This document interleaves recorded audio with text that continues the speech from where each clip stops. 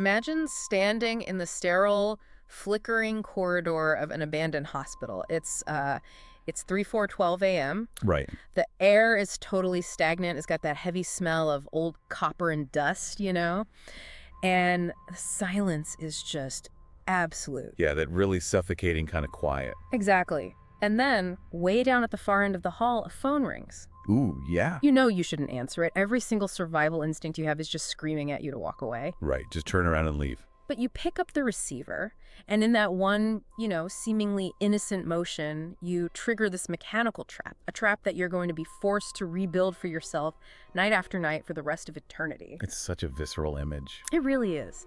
And today, we are not just analyzing a ghost story. We are basically reverse engineering the psychological architecture of fear. I love that phrasing. Thanks.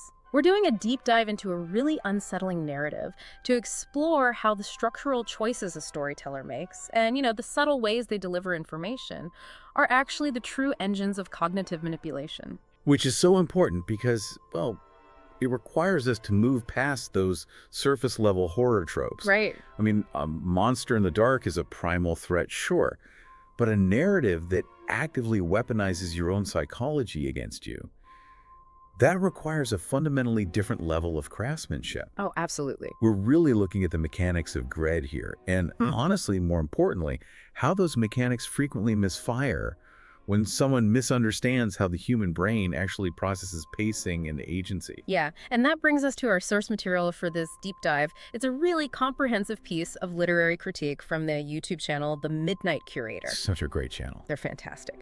So they recently dissected a supernatural horror story, and the premise, which we just kind of outlined there, is phenomenal. It really is. It follows this night shift security guard who answers that phantom call and just finds himself caught in this predatory, totally inescapable time loop. Yeah. And he's ultimately doomed to become this entity known only as the 3:12 a.m. predator. Just a terrifying concept right out of the gate. Right. It's brilliant. But as the critique points out, having a terrifying blueprint is pretty much meaningless if the foundational execution is flawed. Yeah, the premise acts as the hook, but the execution is the actual trap. Exactly. And what the Midnight Curator provides here is essentially a masterclass and structural autopsy. They isolate exactly where this narrative stumbles, and it's not in its ideas, it's purely in its delivery. Which is fascinating. It is, because for anyone out there interested in writing or communicating complex ideas or just understanding how media meticulously shapes our emotional responses, this breakdown is incredibly valuable. Yeah. It really shows that tension isn't something you just describe to an audience. It's something you literally have to physically and cognitively construct around them. So let's start with the foundation of that construction. And it actually has nothing to do with the plot. All right. It has everything to do with the physical layout of the text. Because before you even read the words, before your visual cortex, decodes language into meaning, your eyes take in the topographical layout of the page. The visual rhythm. Exactly. And the author of this hospital story made a really specific, really pervasive stylistic choice. They relied almost relentlessly on single-sentence paragraphs. Oh, wow. Yeah, we're talking about an unbroken chain of isolated lines spanning from the very first page straight through to the massive climax of the story. That is, it's a stylistic approach that completely saturates the reading experience. It does. Because every passing observation, every minor shift in the character's internal state, and every major supernatural event is totally isolated. They're all given their own distinct line drag. Right, which gives them all the exact same visual weight. But wait, okay, let's unpack this from the author's perspective for a second. Sure. Because if I'm writing a scene where a guy is isolated in a dark, terrifying hospital, his adrenaline is spiking, right? Yeah, his heart is pounding. Exactly. So shouldn't short, choppy, fragmented sentences perfectly mimic that panic? It feels like the author's trying to replicate that breathless reality of navigating a dark building. Why doesn't that instinct work? Well, the intention to mirror physiological panic through text is a sound theory. I'll give him that. Okay. But it fails here because of a total misunderstanding of how the brain experiences prolonged stimuli. How do you mean? So, in cognitive science, there's this concept called habituation. When a stimulus is novel, like a sudden, sharp, single-sentence paragraph, it triggers an orienting response. Right, your brain pays attention. Exactly. Your arousal spikes. Yeah. But if you encounter that exact same stimulus continuously, without any variation at all, the nervous system adapts. It just gets used to it. Yeah, it filters the stimulus out as background noise just to conserve cognitive energy. Oh, wow. So the brain literally stops perceiving the threat because the delivery mechanism has become predictable. Yes, exactly. When you use this unyielding staccato rhythm for 50 pages, you trigger a structural version of semantic satiation. Right. The reader's brain basically perceives a low-variance environment and downregulates its attention. That makes so much sense.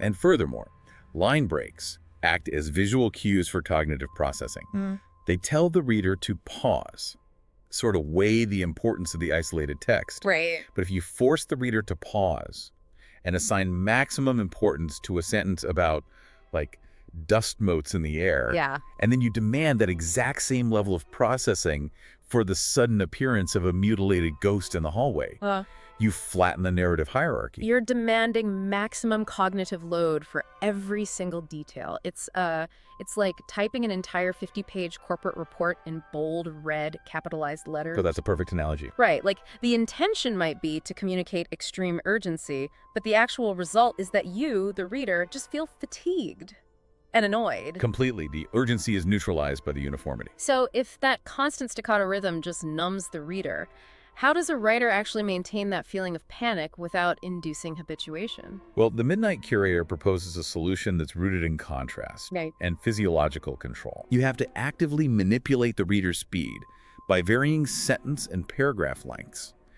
You really have to think of formatting as a way to control the flow of oxygen to the reader's brain. I love that visual so much. You're literally dictating their respiratory rate through typesetting. You are.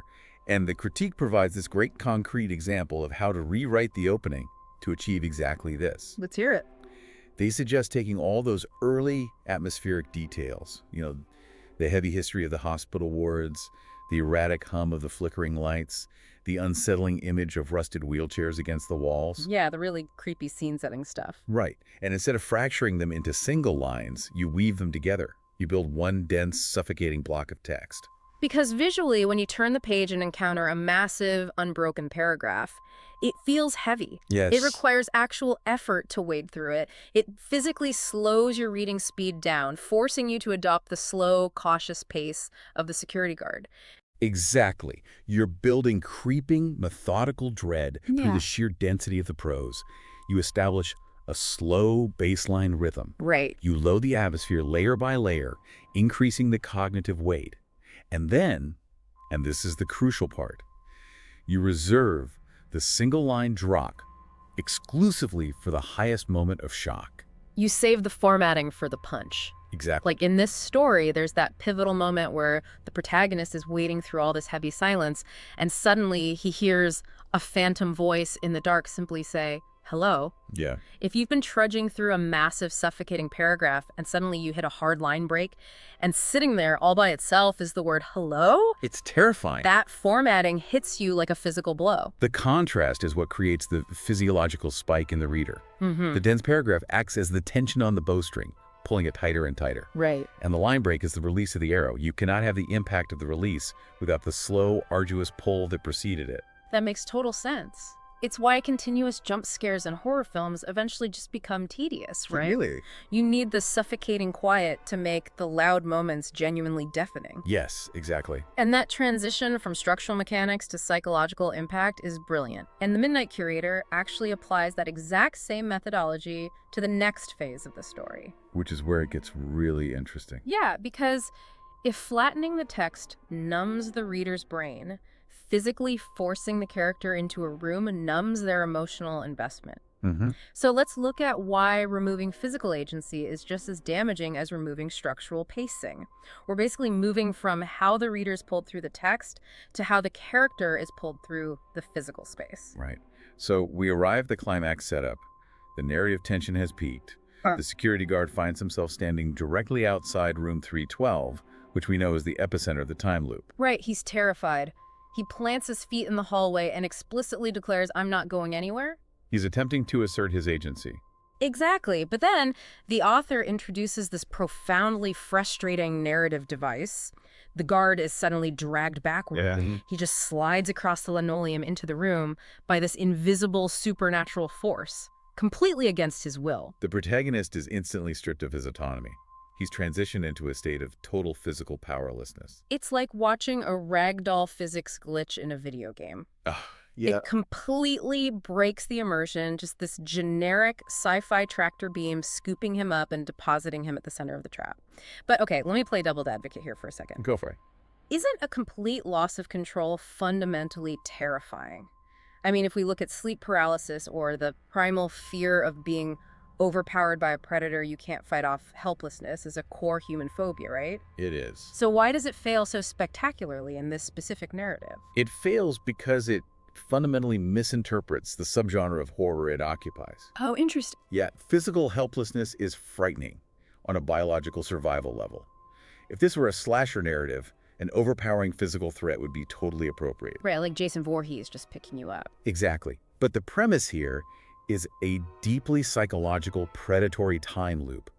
The terror of a time loop doesn't stem from physical injury. No. It stems from the horror of inevitability and self-entrapment. It's about being caught in a cycle of your own making. Precisely.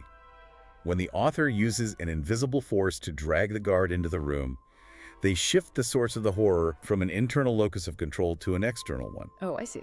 They reduce this intricate psychological trap to the actions of a generic supernatural bully. It turns the protagonist into a helpless prop being moved around a stage rather than an active participant in his own demise. It completely removes the tragedy. It really does. Because the profound, resonant horror of this specific story originates from the fateful decision he made at the very beginning, picking up the phone. So the climax needs to reflect that complicity. The doom has to feel earned. It must feel inescapable because it's driven by the character's own psychology, not because a ghost just sort of pushed him over the finish line. And this brings us to the concept of the illusion of choice. Or, I guess more accurately in this context, the tragedy of guided agency. Right. Because if he is forcefully dragged into room 312, he's merely a victim of bad luck and poor geography. Yeah, just wrong place, wrong time. Exactly. But if he walks into that room under his own volition, even if his options are heavily manipulated, the psychological weight of crossing that threshold is exponentially heavier. And the Midnight Curator channel spends significant time exploring how to fix this. They offer some incredibly creative solutions to make his entry into room 312 what they call a chillingly voluntary step. I love these suggestions. They're so good. They suggest replacing the invisible hand with psychological coercion. So let's look at their first proposal, a spatial anomaly. Right, so this approaches the horror through the erosion of spatial reality. Instead of an external entity grabbing him, the architecture of the hospital itself becomes actively hostile. It attacks the brain's fundamental need for spatial coherence and mapping. Exactly. So imagine the guard decides to run. He uses all of his physical agency to flee the hallway. He sprints toward the exit stairwell, bursts through the heavy fire door. Right, he's actively trying to escape. Yes.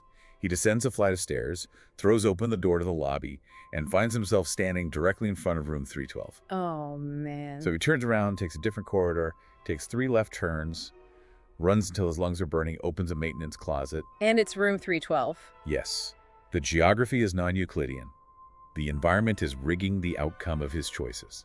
That option is profoundly effective because it preserves his physical autonomy while entirely shattering his psychological autonomy. Right, he's making choices, but they don't matter. Exactly. He's actively choosing to run. He's choosing which doors to open.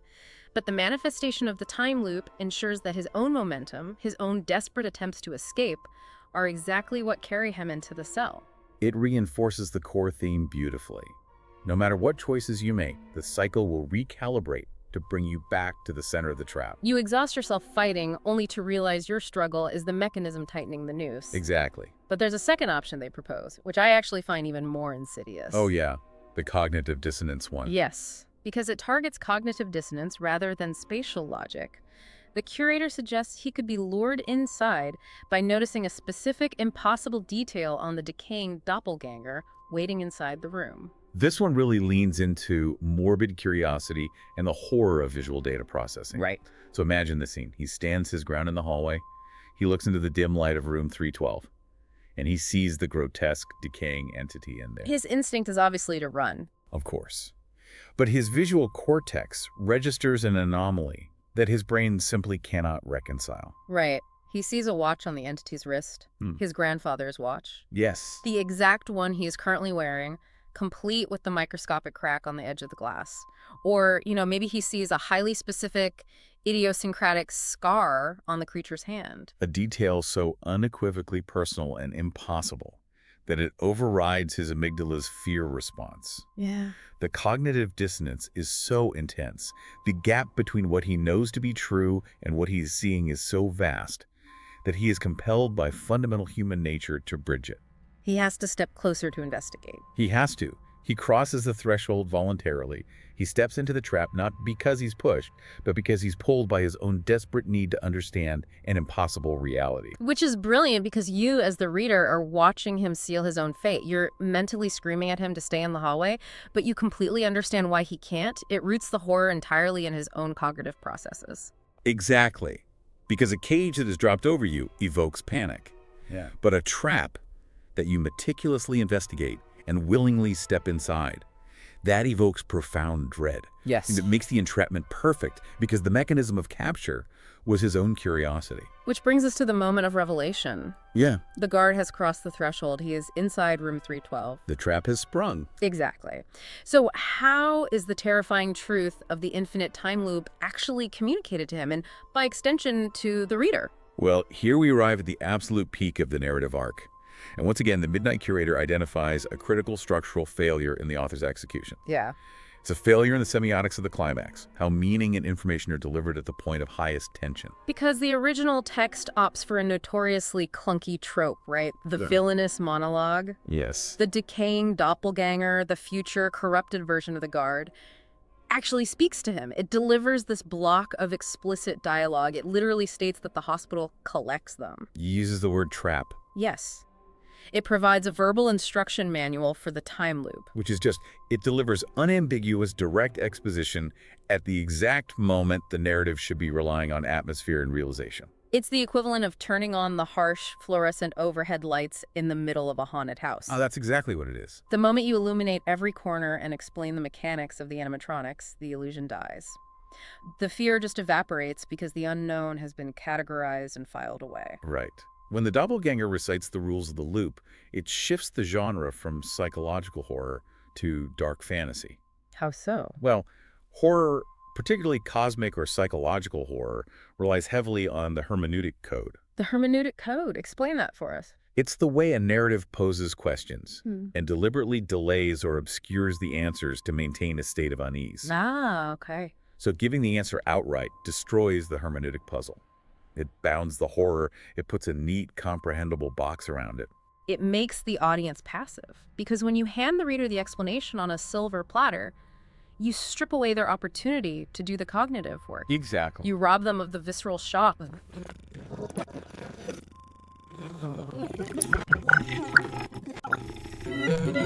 Can explicitly state. Always. The fundamental rule of show don't tell isn't just a stylistic preference, It's a psychological necessity for maintaining engagement. Right. So the curator advises stripping away the explanatory dialogue entirely.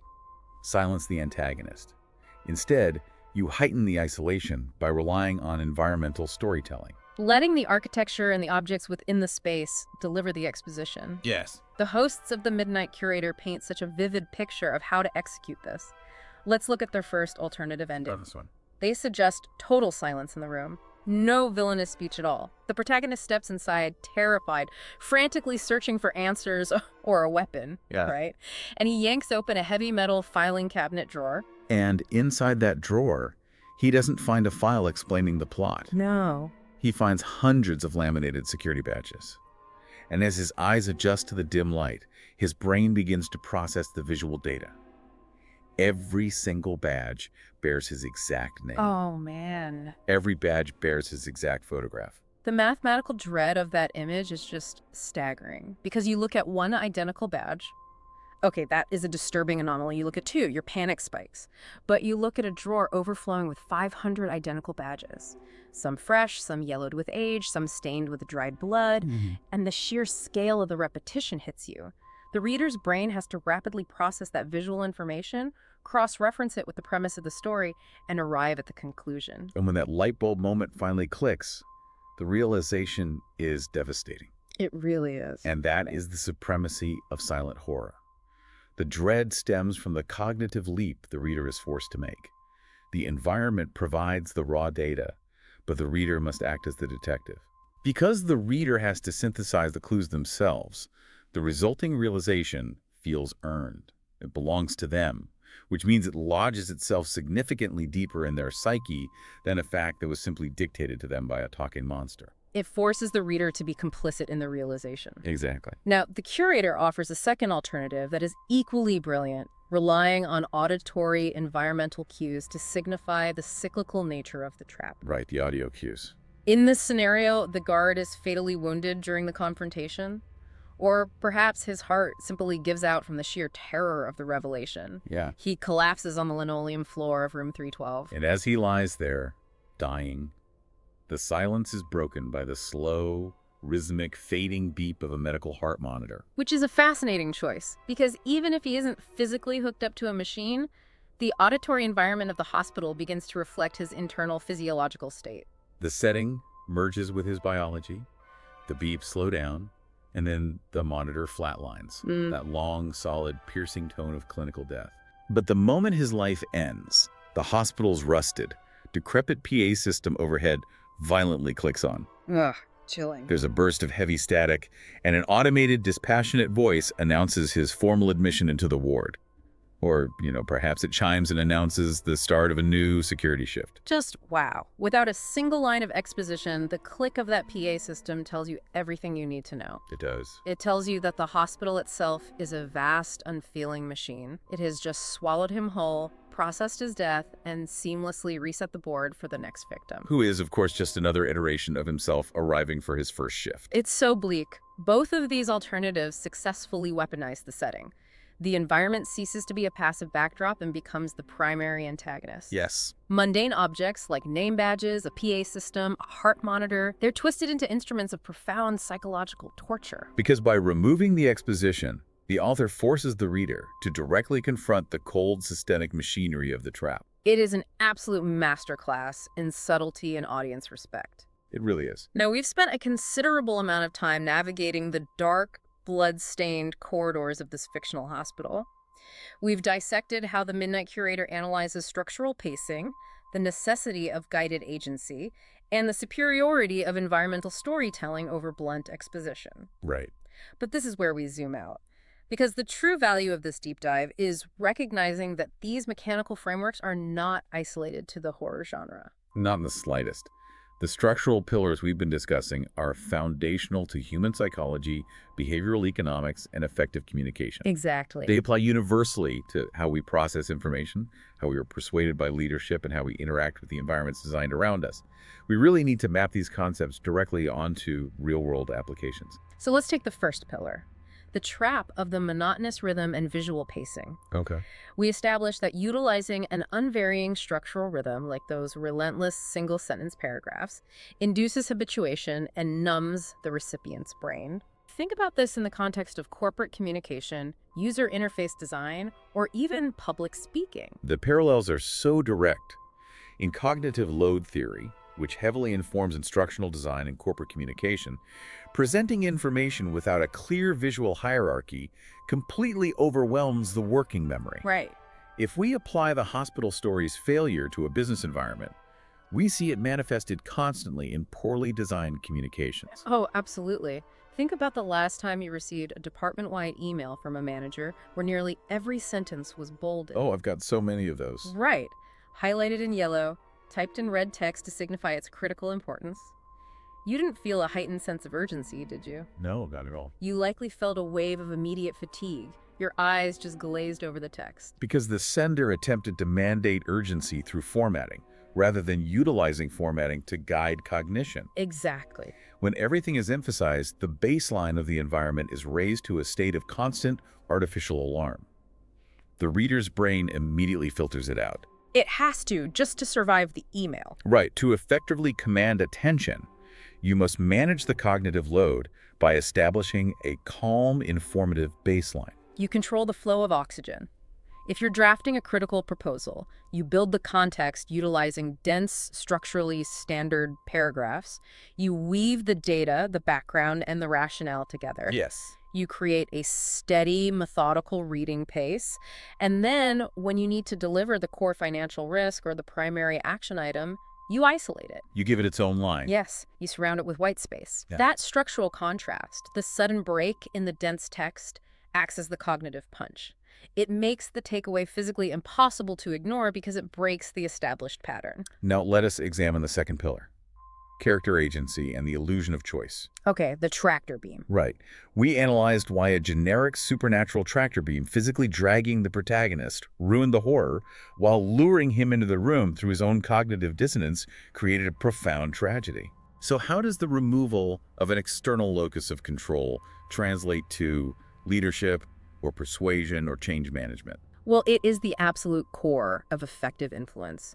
If you're a leader attempting to pivot a team toward a radically new strategy, or if you're trying to convince a skeptical client of a paradigm shift, you cannot simply drag them across the threshold by force. No. You cannot rely on a managerial tractor beam of mandates, ultimatums, and sheer hierarchical authority. Because while authority can force physical compliance, it cannot manufacture psychological commitment. Right. Mandates breed resentment because they strip the individual of their agency. To achieve genuine alignment, people need to feel they are actively participating in the conclusion. They require the architecture of guided agency. You have to design the environment so they take the chillingly voluntary step toward your conclusion. Look at how top-tier consulting firms operate. This is a great example. They rarely walk into a boardroom and simply dictate the solution on day one, even if they already know what it is. Instead, they present the data anomalies. They lay out the shifting market architecture. They highlight the impossible, contradictory details in the client's current operational model. Much like the guard noticing his own grandfather's watch on the monster. Exactly. It's the Yeah. exact same mechanic. They induce cognitive dissonance. They present a reality that the client's current mental models cannot reconcile. Yeah. By structuring the environment and the data in this manner, the leader compels the client to step closer, to investigate the discrepancy. The client begins connecting the dots themselves. And when they finally cross the threshold and articulate the necessary strategic pivot, they believe it was their own realization. Because they did the cognitive work. They own the outcome. Exactly. The mechanics of the trap in the horror story, using the target's own momentum and curiosity to guide them to a specific destination, are the exact same mechanics utilized in successful empathetic persuasion. It's really about respecting the psychological autonomy of the person you're interacting with, rather than treating them like a helpless prop. Which seamlessly transitions into our final pillar, the villain's monologue versus environmental storytelling. Yes. We established that explicitly spelling out the mystery destroys the tension and turns the audience into passive recipients. This principle is paramount in education, marketing, and product demonstrations. Oh, absolutely. Lecturing an audience, standing at the front of a room, and reciting the features and benefits of a concept, much like the decaying doppelganger reciting the rules of the time loop, is perhaps the least impactful method of knowledge transfer.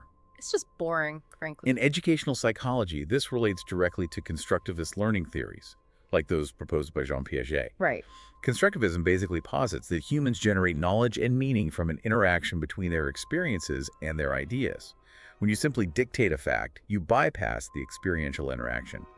The knowledge just remains superficial. Think about your own experience. The most profound aha moments of your life, the lessons that fundamentally changed how you view the world, were almost certainly not delivered via a PowerPoint slide.